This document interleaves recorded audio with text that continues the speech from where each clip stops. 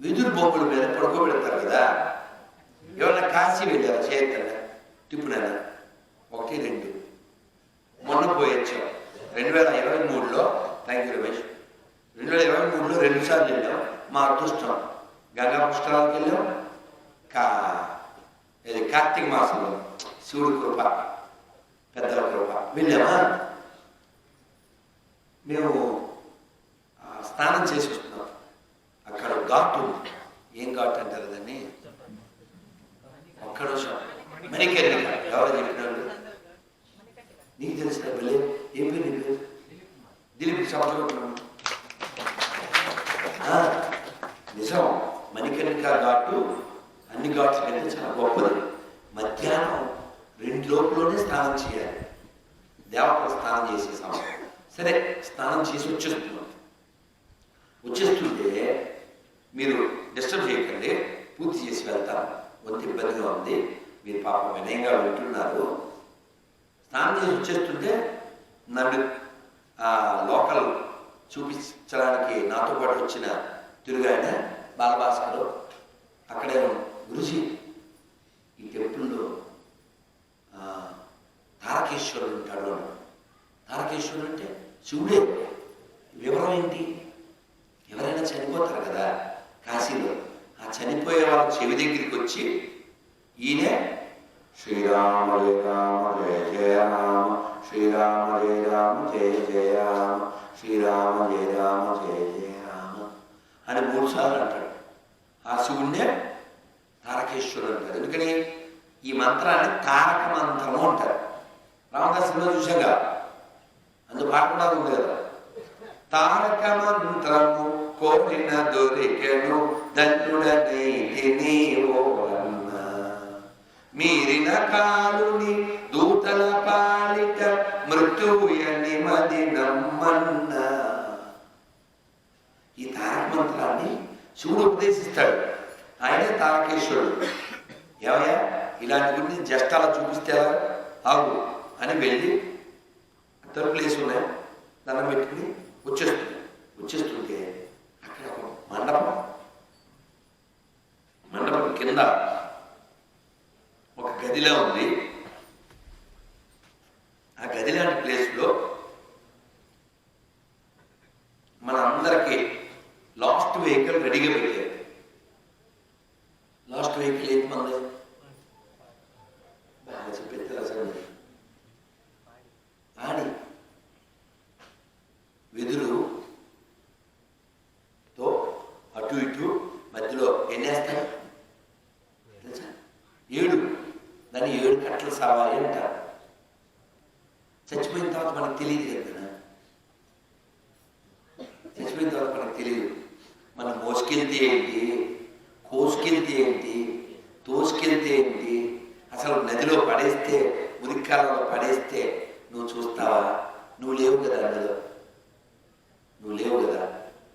అందుకే కదా చెప్పారు పాటలో, ఆటగదరా శివ ఆటగద కేశవ, ఆటగదరా శివ ఆటగద కేశవ, ఆటగదరా నీకు అమ్మ తోడు, ఆటగదరా శివ ఆటగద కేశవ, ఆటగద జననాలు ఆటగద మరణాలు, మధ్యలో ప్రణయాలు ఆట నీకు, ఆటగద అంతాలు ఆటగద పంతాలు.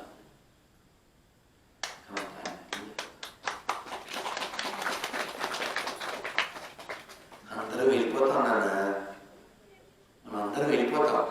ఎక్కడెక్కడికి వెళ్ళిపోతాం? ఎవరైనా సత్య హరిశ్చంద్ర సినిమా చూసారా? చేద్దాం. చూడకపోతే చూడండి, చూసినా చూడండి. నిజంగా భయం వేస్తుంది. పిల్లోడు 5-6 ఏళ్ళు ఉంటాయి. ఇలా పిల్లోడు పేరేంటండి? హరిశ్చంద్ర కొడుకు ఈ లోహితాసుడు దర్పణం పోయడానికి వెళ్తాడు ఆ పిల్లలతో పాటు. వెళ్తే విశ్వామిత్రుడు పాము పట్ట సృష్టించేస్తాడు. పాము కాటేసేస్తుంది. ఈడేమో దాసి కదా, ఆవిడ పంపతో రాత్రి పూట వెతుక్కుంటూ వస్తుంది. వస్తే అడిగి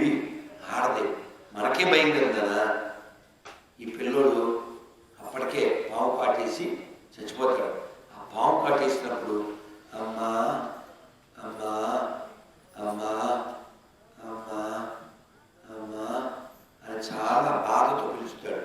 తల్లి పేగు పడదు కదా, ఎంత దూరంలో ఉన్నా ఆ పేగు తెలిసిపోతుంది. పరిగెత్తుకొస్తుంది, ఆ శవాన్ని పట్టుకుని పిచ్చిదారిలో వెళ్తుంది. కాశీలోనే హరిశ్చంద్ర ఘాట్, ఈ మణికర్ణికా ఘాట్ తర్వాత హరిశ్చంద్ర ఘాట్లోనే ఎక్కువ శవాలు తగలబడతారు. శవాన్ని పట్టుకెళ్తే ఆయన ఏమడుగుతాడు? లెక్క అడుగుతాడు. ఈవిడ అసలే మామూలు కష్టాలు కాదు, భర్త దూరమై కొడుకు దూరమై పిచ్చిదైపోతుంది. ఆ స్థితిలో డబ్బులు అడిగితే ఆవిడ వెరినోడు అడిగితే ఈయన ఏమీ లేదంటావేంటి, నీ మెడలో మెరుస్తున్నటువంటి మాంగళ్యం ఉంది కదా అంటాడు. యాక్చువల్గా ఆవిడకు ఒక వరం ఉంది, ఆ మాంగళ్యం భర్తకు తప్ప ఎవరికి కనపడదు. అటువంటిది ఆవిడకి వెంటనే బలం వచ్చేస్తుంది. నాదా, మీరు హరిశ్చంద్ర మహారాజు, నేను మీ సతిని అని వాళ్ళు కలుస్తారు. దేవి, విధి ఎట్లను కానీ నీవు సుఖం చెల్లించవలసిందే అంటాడు. ఈ లోపల రాజుగారు బొట్లు వస్తారు. బొట్లు వచ్చి ఈ పాకకి, ఈ పందకి మా రాజుగారు అబ్బాయిని చెప్పేసింది, రాజుగారు నిన్ను ఈవిడ ఉరేసేమని చెప్పి తల నరకమని చెప్పారు అంటారు. తాలి కట్టినోడే తల నరికే పరిస్థితి. హరిశ్చంద్రుడు ఆయన మరి సత్యం. హరిశ్చంద్రుడు అంటే కొత్త హరిశ్చంద్రుడా? ఎవరు పిలుస్తాం? ఒక్క అబద్ధం అంటే సుఖంగా కర్ణం పరుపు మీద పడుకునేవాడు, కరువు లేకుండా. అబద్ధమానని ఎన్ని సలహా చెప్పిన ఆడాడా? అందుకు కదా మాట్లాడుకుంటాం.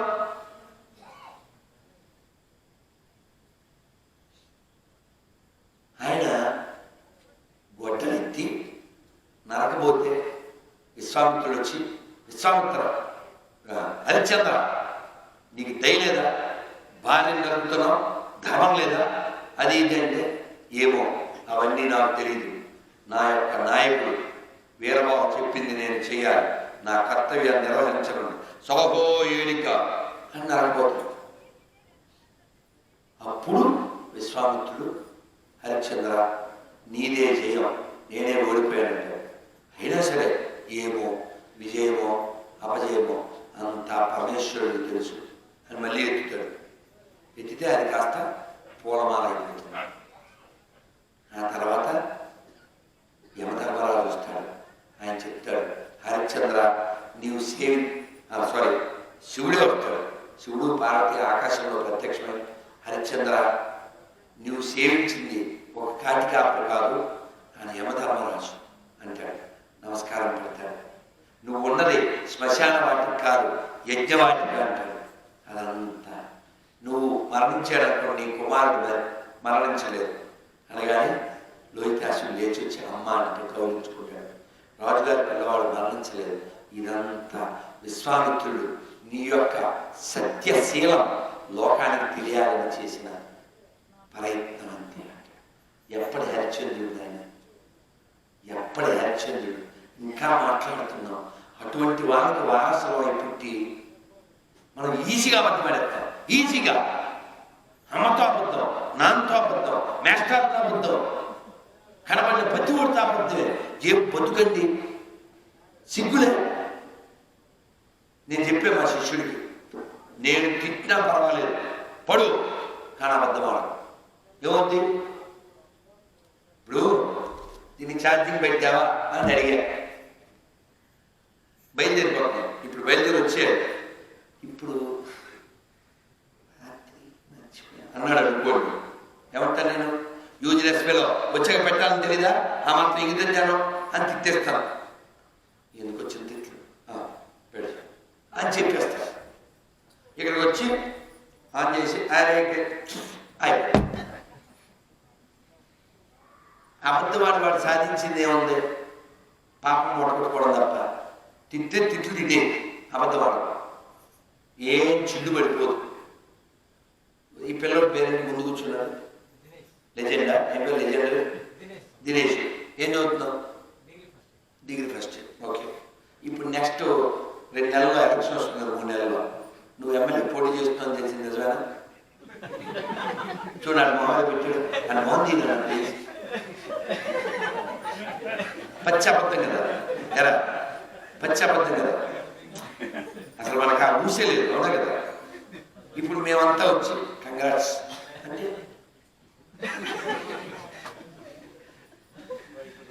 పైకి కింద చూస్తాం కదా, నేనేంటి ఎమ్మెల్యే అంటే అనుకుంటా కదా.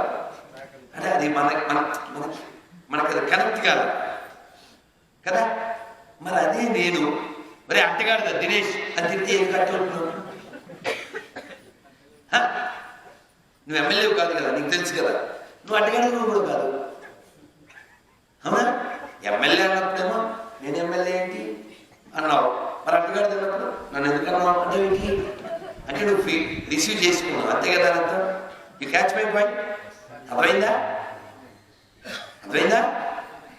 ఏం తీసుకోవాలో ఏం తీసుకోకూడదో తెలియాలి. ఎవరింటికో బుద్ధుడు భవతి భిక్షాందేహి వెళ్ళాడు. వెళ్తే ఆ ఇంటి వాళ్ళు వచ్చాడు. నన్ను మాట్లాడినా బయటికి మాట్లాడు తప్పేం లేదు, నేను గుళ్ళో గురించి మాట్లాడడం తప్పు కాదు, ఇక్కడ మాట్లాడడం తప్పు. ఇంటికెళ్ళి భవతి భిక్షాందేహి అంటే ఆ ఇంట్లో మగవాడు వచ్చి దున్నపోతలో ఉన్నావు పని చేసుకోవచ్చు కదా అని వాడి అన్నోడు వచ్చాడు వాగేశాడు. ఆయన చాలా శాంతంగా అన్ని విని ఆ లోపలికి వెళ్ళిపోతుంటే సార్ 1 minute సార్ అన్నాడు.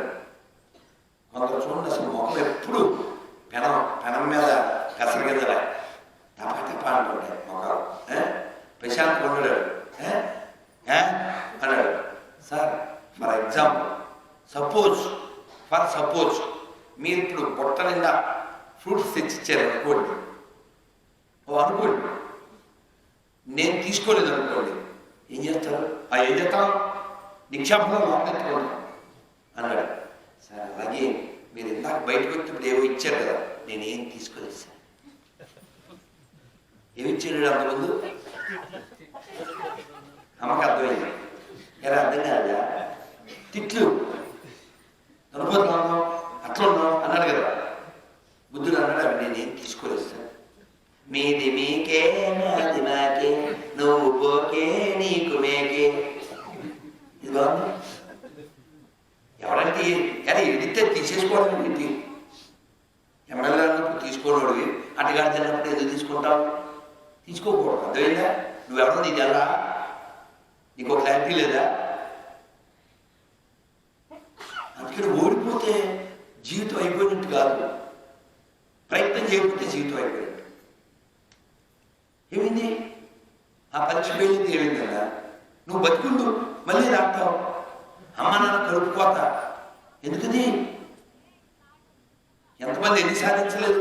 మొన్న ఎవరో నన్ను ఎక్కడ ఒక సభకు తీసుకెళ్తున్నారు. తీసుకెళ్తూ గురూజీ నేను యాక్చువల్గా డాక్టర్ అవ్వాలనుకున్నాను, మా పేరెంట్స్ ఏమో నన్ను సైన్స్లో పంపించారు, ఇంకో దాంట్లో ఏదో సబ్జెక్ట్లో పంపించారు, ఏదో ఫ్యాషన్ డిజైన్ ఏదో. నాకు అసలు అందుకని కష్టపడి 2 PhD చేసి పేరు ముందు డాక్టర్ అనిపించేసుకున్నాను. అంటే లోపల మనకు ఒక ఏముండాలి, దానికోసం ప్రయత్నం ఉండాలి. అందుకని వాళ్ళు ఏదో అన్నారు, వీళ్ళు ఏదో అన్నారు, ఓ పరీక్ష ఫెయిల్ అయిపోయింది, ఏమవుతుంది అడుగుతూ. స్టీవ్ జాబ్స్ రోడ్ల మీద కోకో పెప్సీ తగ్గించి పడతారే డబ్బాలు, అవి వేరుకుని అవి అమ్మితే బండి వచ్చేది, ఆ బండి తిని బతికాడు. ఆయన చెప్పాడు వారానికి ఒక్కరోజు ఇస్కాన్ వాళ్ళు మంచి భోజనం పెడితే 8 కిలోమీటర్లు నడిచెళ్ళి అది తినేవాడిని. I likes India why ISKCON అని చెప్పాడు. సాధించాలన్న ఎన్ని ఇచ్చాడు రా దేవుడు, కాళ్ళు చేతులు ఇచ్చాడు, అమ్మా నాన్న ఇచ్చాడు, ఉండడానికి ఇచ్చాడు, తినడానికి ఇచ్చాడు. ఓ లక్ష్యం పెట్టుకోవాలి. ఫెయిల్ అయినా పర్లేదు, మళ్ళీ మళ్ళీ నన్ను ఎవరో బలి పెట్టుకున్నారు వాళ్ళ profile. I may not win immediately but I win definitely అని బాగుంది.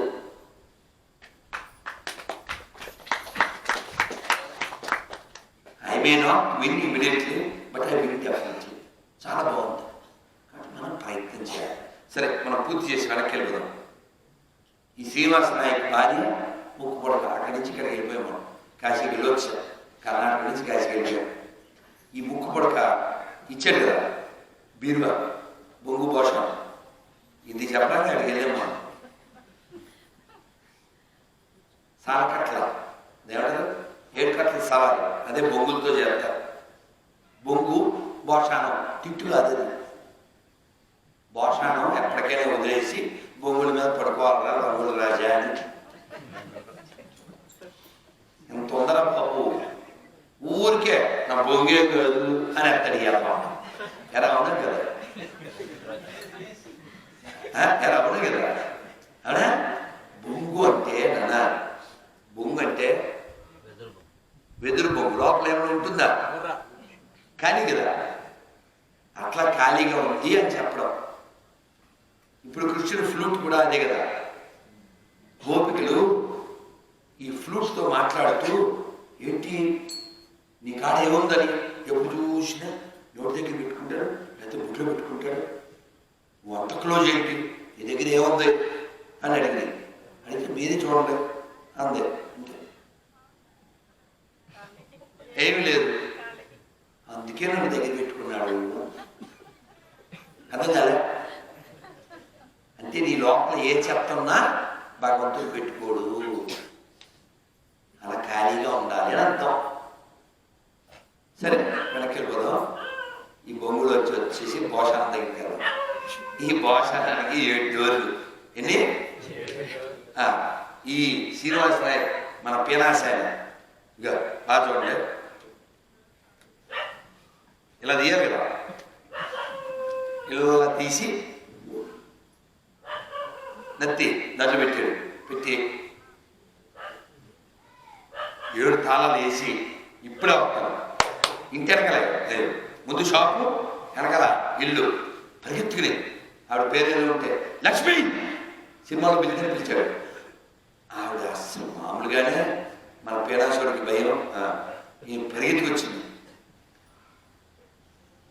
మనోడు మోహన్ చూడు కదా, ఎక్కడ ఉందన్న. ఆవిడ వెంటనే కృష్ణుడి మీద దండం బాణం వేసి, ఇందాక స్నానానికి వెళ్తూ దేవుడి దగ్గర పెట్టారు అని చెప్పేసి, స్నానానికి వెళ్తూ దేవుడి దగ్గర పిలిచారని చెప్పేసింది. మీరు నమ్మండి, పరిగెత్తుకెళ్ళి వెళ్ళి దేవుడి దగ్గర చూస్తే బాక్స్లో ఉంది. అయితే ముసలాడు తెచ్చింది ఇది కాదు అని అనుకుని పరిగెత్తుకుని షాప్లోకి వెళ్ళి 7 డోర్లు తెలిసాడు పోషణ. అర్థమైందా? లేదు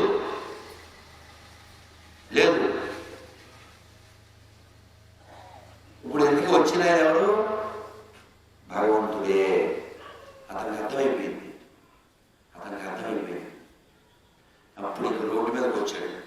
రోడ్డు మీదకి వచ్చి, ఏమండి ఒక పెద్ద ఆయన 3 నామాలు పెట్టుకున్నాడు, ఇలా వెళ్ళాడు చూసారా, ఇలా వెళ్ళాడు చూసారా, అడిగితే ఇట్టిల్లాడు అన్న చెత్త చివరికి పౌర్ణమి సార్ గుడి చూపించారు. అంటే వచ్చిన వాడు ఎవరు? ఆ తర్వాత మీరు నమ్మండి, ఇతను ఎంత, మీరు వైరాగ్యం అంటే సరిగా చెప్పలేదు కదా, అందుకని కథ చెప్పాల్సి వచ్చింది. ఇప్పుడు మీరు చూడండి, ఎప్పుడైతే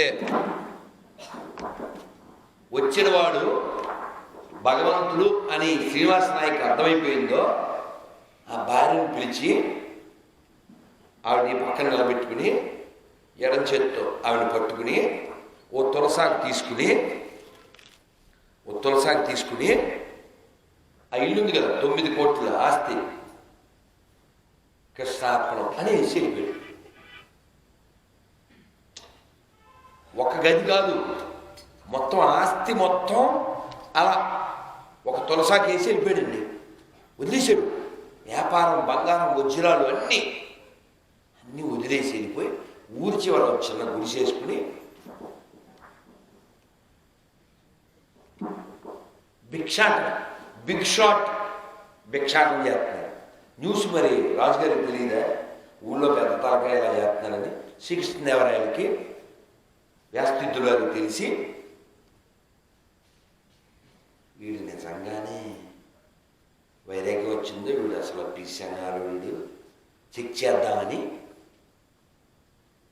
ఈయన భిక్షకు వచ్చే ఇల్లులు ఉంటాయి కదా, వీళ్ళు మారువేషంలో వెళ్ళి బియ్యం వేశారు.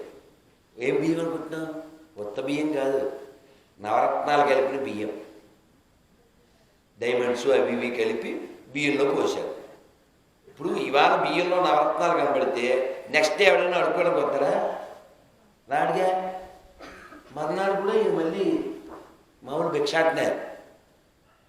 ఈ 2-3 రోజులు లేచారు. వీళ్ళకి డౌట్ వచ్చి ఈ ఊరి చివర ఉన్న ఈ గుడిసి దగ్గర వీళ్ళ భార్య దగ్గర వెళ్ళి, ఏమ్మా జీవితం బాగుంటుందా, మీ ఆయనకి భిక్షాది సరిగా లభిస్తుందా అని మారువేషంలో అడిగారు. లభిస్తుందండి, కానీ ఈ మధ్య బియ్యంలో రాళ్ళు ఎక్కువ కలుపుతున్నారండి. అవునా, ఎక్కడ వేస్తున్నావమ్మా రాళ్ళు అన్నారు. అవి ఇంటి అక్కడ పడుతున్నానండి అన్న. ఏంటి, ఏ రాళ్ళు అనుకుంటున్నావు అంటే ఏ స్థితికి వెళ్ళాడో చూడండి. భగవద్గీతలో స్వామి చెప్తారు, సమలోష్టాస్మ కాంచన. లోష్మము అంటే మట్టి, కాంచనం అంటే బంగారం. బంగారమును మట్టిని ఒకలా చూచువాడు నాకు ఇష్టమైన వాడు. ఆ స్థితికి వెళ్ళిపోయారు వాళ్ళిద్దరూ, ఆ స్థితికి వెళ్ళిపోయారు. అది మనమైతేనా సినిమా వేరే ఉంటుంది. సినిమా చూపిస్తామా అని సాగేసేస్తాం.